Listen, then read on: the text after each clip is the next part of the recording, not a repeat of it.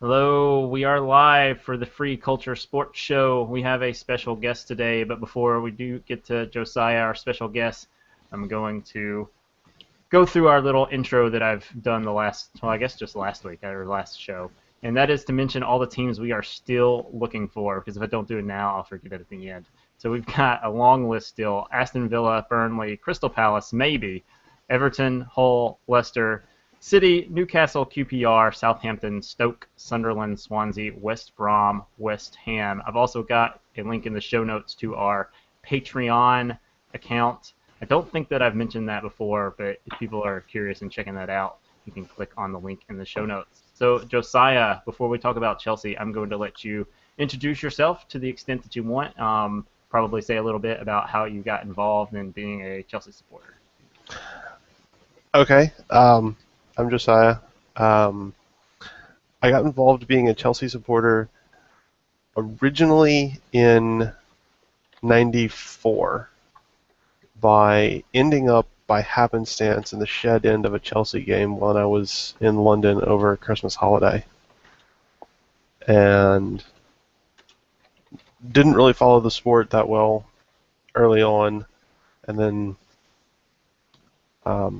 getting close to 10 years ago, I started following the sport more and in much more depth than I did before, and had been paying attention to Chelsea over time and just ended up going back to Chelsea again. Cool. So we are, for those that are not watching live, recording this minutes after the 4-2. I just saw it got updated. So it was Yeah, 4-1 4-2. the last. So that means that Swansea scored in stoppage time, or that ESPN was wrong. So ESPN was wrong. They scored okay.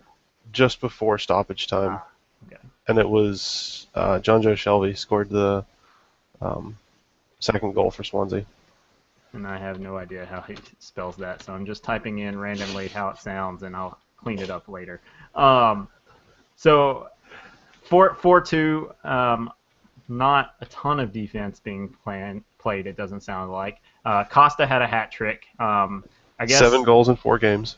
Yeah. And then John Terry had an own goal, so I guess Swansea only scored one of those. So maybe Chelsea did play some defense. So. But usually when there's an own goal scored, that's a sign that the other team is, pressuring. There was definitely a lot of pressure from Swansea at the beginning of the game. So. Yeah, I only saw the last about 10 minutes of it, and all the announcers could talk about was that the first half hour Swansea was actually playing better than Chelsea was. Yeah, Swansea was very definitely on top for the first half an hour, almost 40 minutes, and then Chelsea just took over the game and ran rampant in the second half after Costa's first goal. Nice. And who had the other Chelsea goal? Remy. Remy on his debut for Chelsea. All right, so we might as well talk a little bit about the transfers. We can go back to this game and how the different transfers went. Obviously, Costa was one of them, had the hat trick. Remy in his debuts scoring. But there was a lot of transfer activity. Maybe not as much as Mourinho would have liked, but there was some transfer activity. I'm pretty sure that Mourinho was pretty happy with the transfer activity. He actually got everything that he wanted. Yeah, but then he was still talking about how he didn't have as much money as Real Madrid and Manchester United. I think that is playing down the amount of money that Abramovich has been putting into the club. I do very much think that that Mourinho was happy with the amount of money that he had to spend and with the players that he acquired. He addressed every area of the field that needed to be addressed. So yeah, Fabregas, didn't mention him at all. Obviously, that's a big signing, as well as Felipe Luis, who was on the runners-up of the Champions League last year. Yeah. Yeah, Chelsea pretty much raided Spanish football, and I'm okay with that. And I don't have him on here as a transfer because he's not a transfer. He was at loan, but Courtois is obviously a nice addition to Chelsea as well. Hmm. Yeah, there's a good possibility that Courtois is in the next few years going to be the premier goalkeeper in the world. So how is the situation going with him and Czech? Um, it is an interesting situation because from everything that I've heard, Czech is pretty unhappy with being on the bench, but understands that he has to fight for his place, and if he doesn't end up getting his place, is probably going to be um, going out in January. That would be my guess. That's what all the rumors are right now, is that if he doesn't recover his place, he's going out. Yeah. So would that be on loan or? He'll probably be sold because he just signed a big deal maybe a year and a half ago, I think.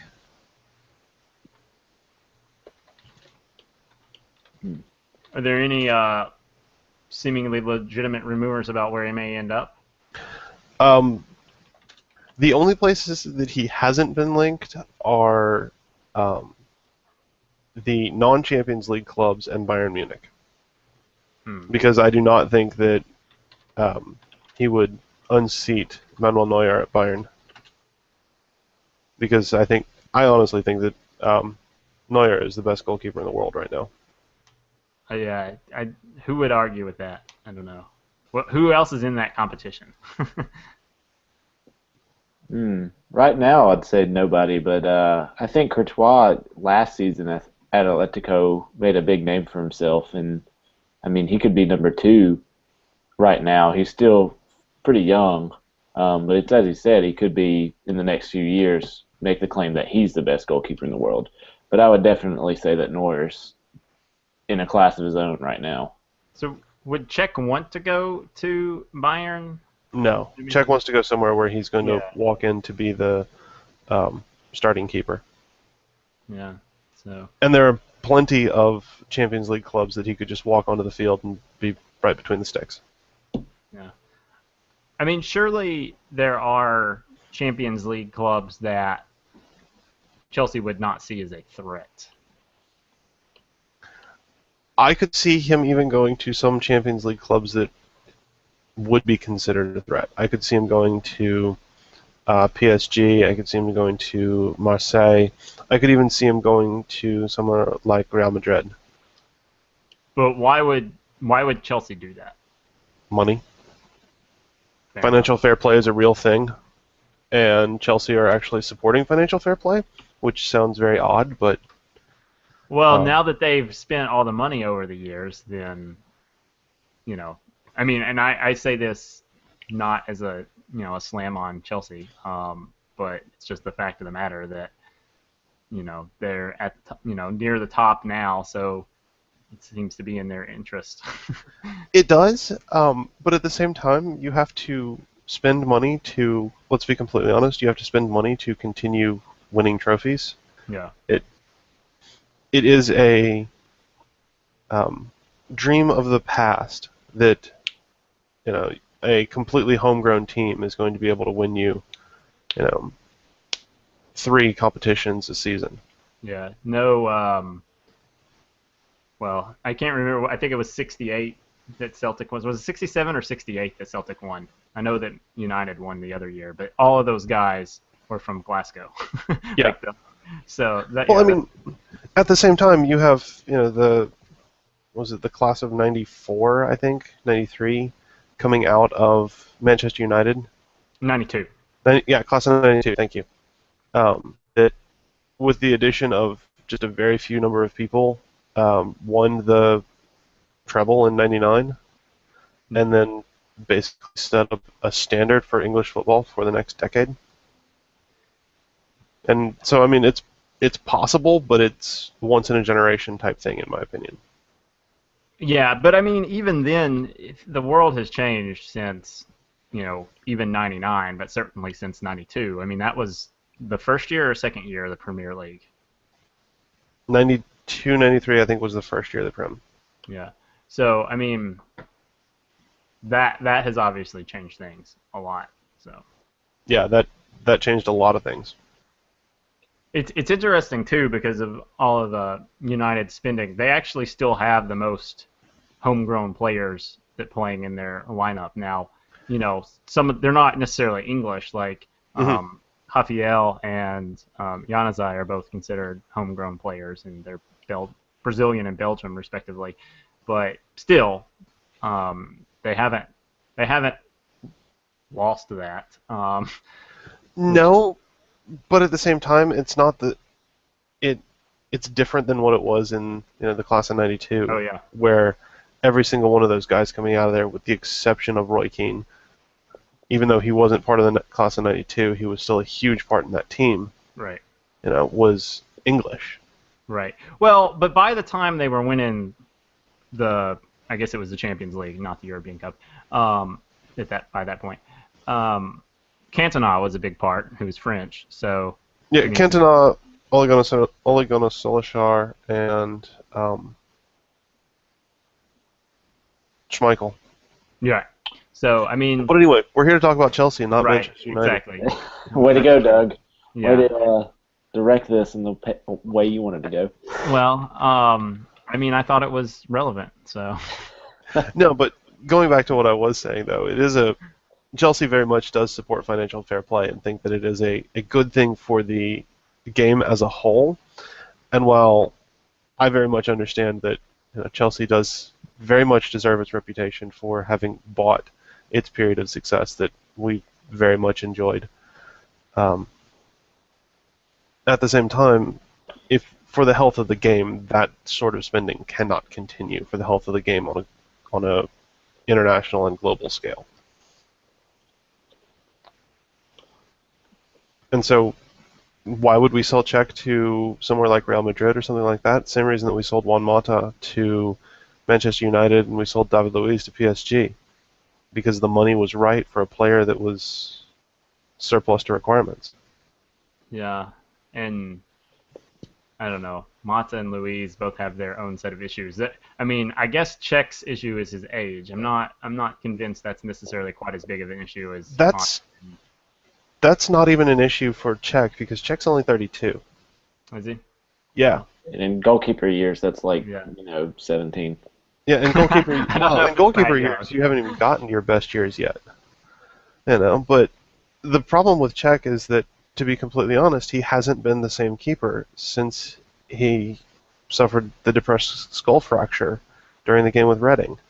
He just hasn't been the same goalkeeper. And that's nothing against him, that's just a fact of he's more hesitant to climb on crosses, he punches more than he catches when he should catch. He's not as likely to dive at somebody's feet as he used to be, which is completely understandable when, if he does get kicked in the head again, he could actually die on the field. Nothing against Czech, he's an amazing goalkeeper, but he's not as good as he used to be. All right, so we've got a list of and you've put a link in here with a nice transfer summary. Yeah. Are there any of the other? I mean, we briefly touched on Luiz. I guess the only one. Well, there's two, I guess. We'll talk about Drogba first. Okay. So, I guess he's just the backup at this point. Yeah, he is the backup. He's actually, at this point, I think he's the backup to the backup. And I think that he was brought in knowing that he was going to be third choice. And he was primarily brought in because most of the old heads, so to speak, at Chelsea have been leaving over the past few years or are disgruntled. See Czech. Even though I don't know how disgruntled he actually is, I would assume that one would be disgruntled being replaced by a young upstart.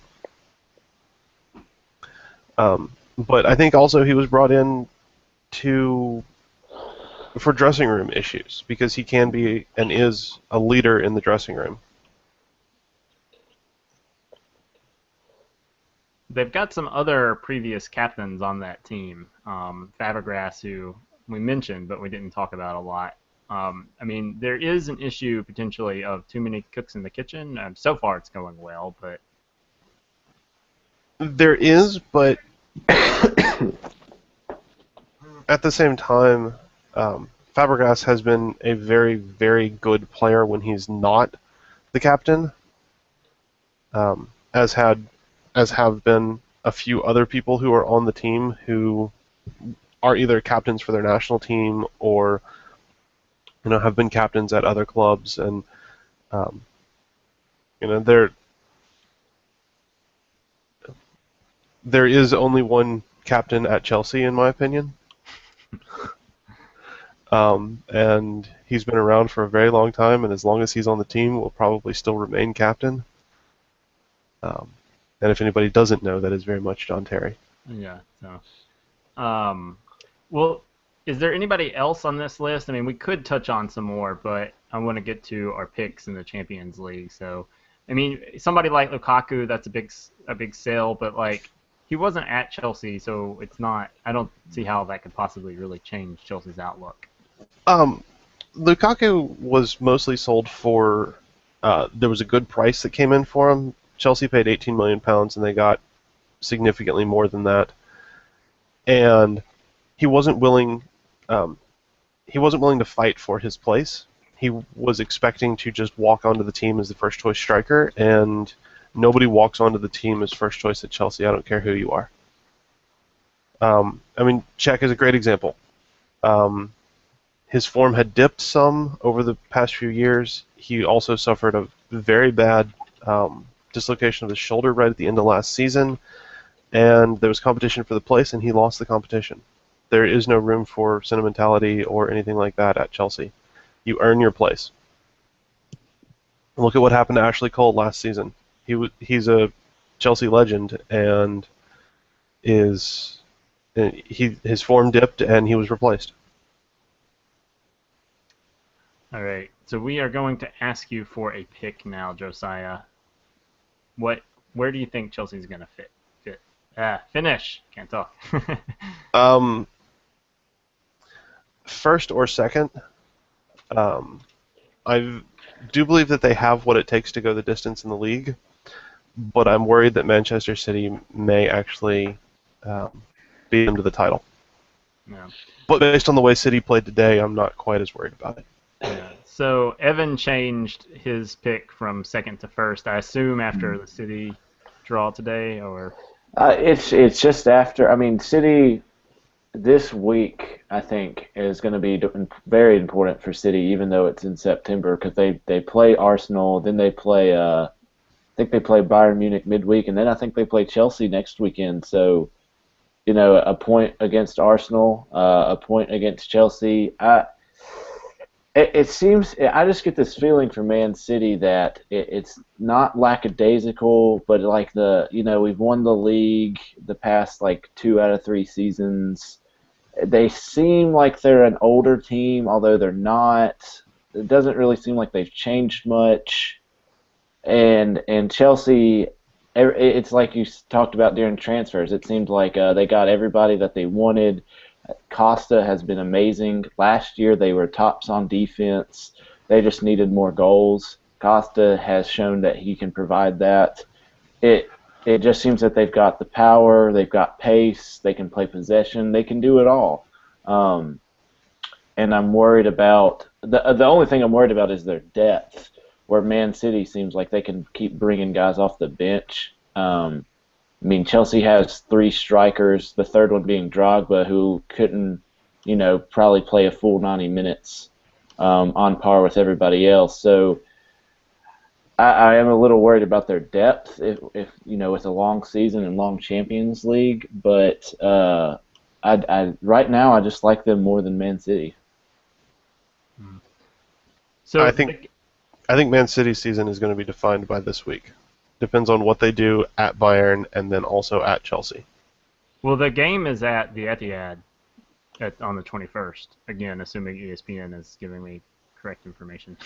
Against Chelsea, so Chelsea goes. Oh, I thought that game was at Stamford Bridge. Not according to ESPN. So that's all I got. We can double check that, but no, you're right. It's at the Etihad. So I mean, they win that. And then all of a sudden, it's going to be, I mean, everybody pretty much has those two as the top 2. So, and it's just a matter of, where. For the, people that we've had on, I still have Chelsea finishing second. Nate picked them first, and then Jay had them as first or second. So literally everyone that's been on has had Chelsea first or second, and some people just can't make up their mind. So I do think that Chelsea is going to finish first, but I would not rule out a second place finish because we do have a history of capitulating over the holiday season. So one thing we haven't talked about, which I think could determine in large part what happens in the EPL, is how far Chelsea goes in the Champions League. So this year, do you think Chelsea is primed for another run? Yes. The team is good enough and has enough depth that the Champions League is a known priority for both Jose Mourinho and for Abramovich, that there will be a strong push to the Champions League, even above the league. So before we go here, I want to talk a little bit about Chelsea blogs and podcasts. We spoke briefly about this, Josiah, and basically you said they're terrible. So I thought maybe you could give us a little more insight into why they're terrible and where you go to actually find out Chelsea news. Why they're terrible, I really couldn't tell you. They just seem to be awful. There are a few that are out there that are okay, but the posts are short and they are much more sporadic than they should be, and a lot of times just regurgitate what's out on other sites already. ESPN, World Soccer Talk, or even Chelsea's homepage.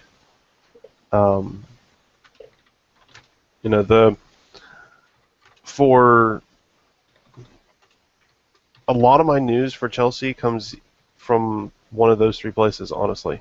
Either ESPN, World Soccer Talk, which is a phenomenal blog that I've been following for years, and if other people aren't, you really should be. And Chelsea's homepage. On the homepage, they've got a rumors section that just trolls the web for anything that links to Chelsea or one of the players' names or anything like that. And so it's a good way to pick up a lot of, the transfer rumors and those kinds of things outside of official news, because it'll pick up things from most of the British news sites, the Sun, the Star, the Guardian, those kinds of things, as well as official news. So I want to get Evan out of here before the Liverpool match, and you may want to watch that as well, Josiah. So we got a couple minutes before our kickoff there. Is there anything else that you want to talk about Chelsea, anything sports related? Chelsea most prominently, though. I'm wondering what other people think and fans of other teams think of Chelsea's policy of loaning out 20 to 30 youth team members per season. Okay. In FIFA, I like the loans. I don't know if they work out as well in real life as they do in FIFA, though. Evan? It seems like I don't know enough history on the types of players that they loan out if they ever come back to be like impact players for Chelsea. I know Courtois was loaned out and he's back and he's now starting, but Lukaku was loaned out and he was bought up. I don't think they ever really had plans for him to be at Chelsea. He was just kind of a money grab. And so I don't know enough of the history to see if it works out for them if the players come back and fit in. I think it's great for experience, to get them playing somewhere if they're not going to be first team. I just don't know how it really affects the team moving forward. Fair enough. I will put out there, the last player to come up through the youth team and actually break into the team was John Terry, and that was more than 10 years ago. And was he ever loaned out? Yeah, he went through, he had one loan where he was loaned out, and then he came back, and sat the bench for a little while and then eventually got a break because of an injury. Mm. But he was the. What was that? Is Josh McEachran still chugging along, or has he been sent out the door? He's still technically a Chelsea player, but he has spent the last, I don't even know how long, on loan, and has gone from one of the hottest English prospects, in my opinion, to a championship level player, probably at the best. Yeah, so his last loans were Swansea in 2012, then Middlesbrough, Watford, Wigan, and then Vitesse. Yeah, I think he's at Vitesse on home right now, which Chelsea has a development partnership with. We send a lot of players there. Cool. All right. Well, it is time for a little. I guess we're a minute past the Liverpool cook-off. So, Evan, if you want to head out, we can do our closing real quick. All right. Adios. All right. Josiah, if you have anything else that you want to mention real quick before we go, I'm happy to stick around and talk for a minute. No, I don't think so. I think I'm pretty good. I think Cool. we pretty much covered all the bases. Fantastic. Well, this has been another Free Culture Sports Show. Thanks for joining us.